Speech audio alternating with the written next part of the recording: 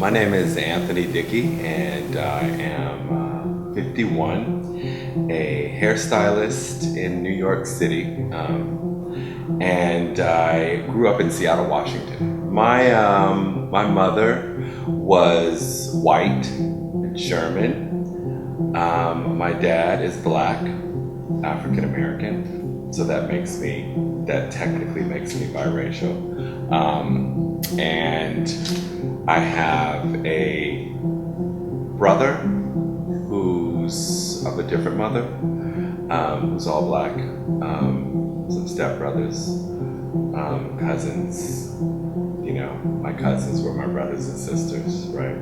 Your cousins were your best friends. So my mother and father were together probably for the first 2 years of my life and split up. I went with my mom, of course, and we moved away to California, to Los Angeles, and for about a year. And so she took her life within that year. And my oldest cousin and dad came to get me from California and took me back to Seattle. So I would then live with my dad and his living girlfriend. They had my brother, and my world was entirely black from the age of 3 on. Because I had lost my mother at such an early age, I had my aunts who were really like these surrogate mothers. As far as I was concerned, I came before, if not as equal as my cousins. My aunts were my mothers. And so with even how I touched them and played in their hair and played with their faces, and there was no lack of love there. And so it's interesting in how you identify, how a child identifies with their mother, and like, you know, they get up on you and they do all this, and I was allowed to do that. And so, but as far back as I can remember, it was when we were in the streets in downtown Seattle going shopping or somewhere, with my aunt, or both of my aunts, who were both brown skinned. It was, you know, I think I was mildly aware that, you know, people looked at us, and she would make comments. They probably think I'm the maid or whatever. So beyond that, it was like there was no more thought given to it. The interesting thing is, I am the color that I am, but the only point of difference that I was to my family in my head and in their minds was that I had red hair and was rambunctious and bad.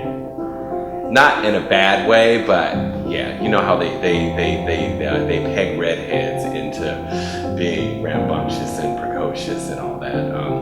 And so in my mind, as far as I knew, my skin color was related to me having freckles and red hair. It wasn't that I was lighter than them. It didn't translate to me as though I was not black. So it never dawned on me that I was another color other than my family. And the only difference in my mind was that I had red hair and a lot of freckles. And that's what that looked like to anybody else, but as far as I and my family were concerned, I was black. All of that in that generation has affected how I think about race and ethnicity and being as light as I am. You know, I didn't even get light skin, I got pink, right? And so it's been interesting for me because I have had more challenges